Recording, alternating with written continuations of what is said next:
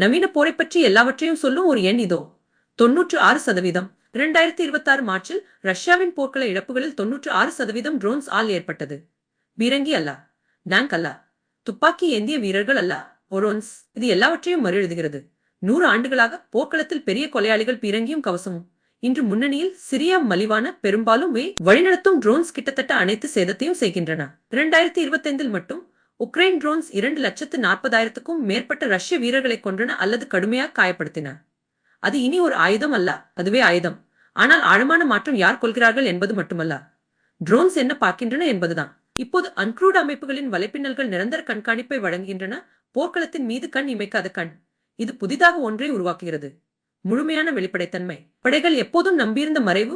ரகசியமாக படைகளை குவிப்பது, மறைந்து செல்வது, மறைந்து விடுகிறது. நீங்கள் பார்க்கப்பட முடிந்தால் தாக்கப்படலாம். இப்போது எல்லாமே பார்க்கப்படலாம். இதன் அர்த்தத்தை யோசியுங்கள். போருக்கு மூடுபனி இருந்தது. படைகளை சூழ்ச்சி செய்யவும் எதிரியை ஆச்சரியப்படுத்தவும் அனுமதித்த குழப்பம். வலைப்பின்னல் ட்ரோன்ஸ் அந்த மூடுபனியை எரித்து விடுகின்றன.